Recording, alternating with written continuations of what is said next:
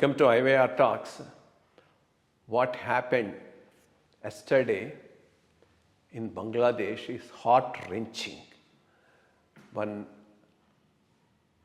young Hindu person by name Mr. Das was beaten, then hanged, and then set to fire.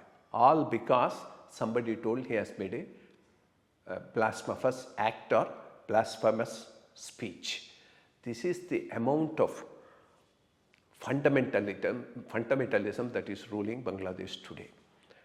And what happened, there is a fellow called one Hadi,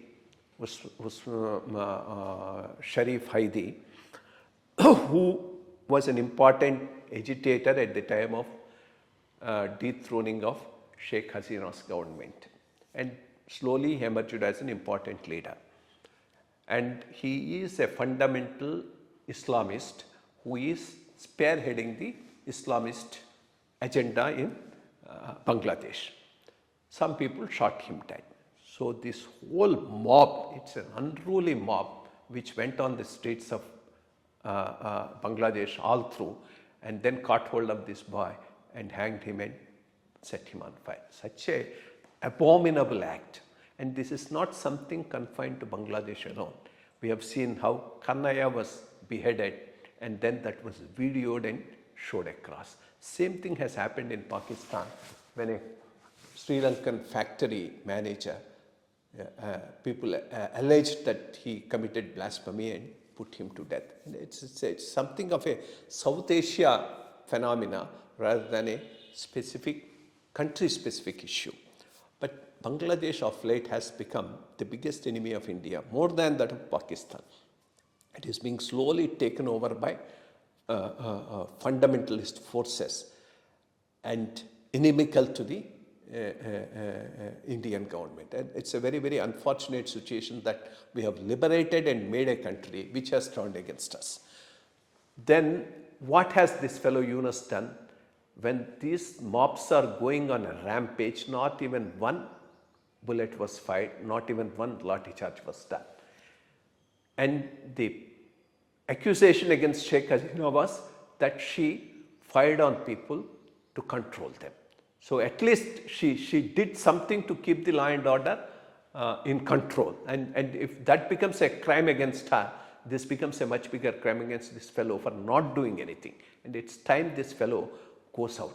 But we'll also should see whether all this is part of a much bigger agenda of the Western countries, because wherever the governments are inimical to them, they have a way of destabilizing them by popular uprisings. That seems to be what exactly happened in Bangladesh when Sheikh Hasina was thrown out of power.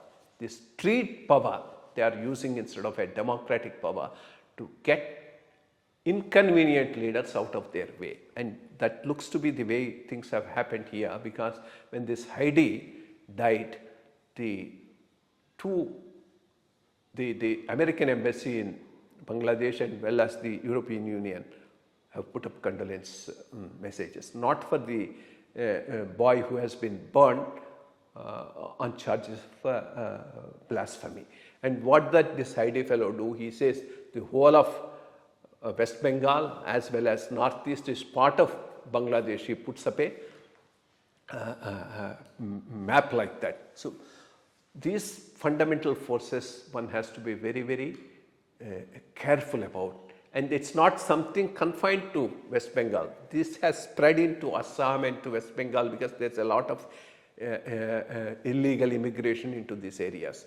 Time all of them are identified and sent back to Bangladesh. And while dealing with Bangladesh in future, we need not have any concern.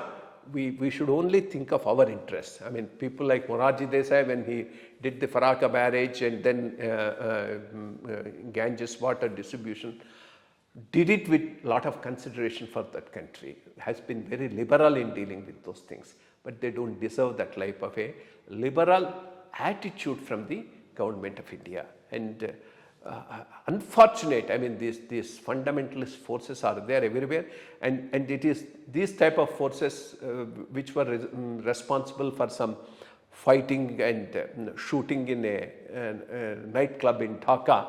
They were all inspired by Zakir Naik. So this thread is not something exclusive to Bangladesh. It's a thread which is spreading all across the South Asian subcontinent, including India as well as Pakistan. If West thinks this is not their problem and India's problem, they are mistaken. This thread is not confined just here.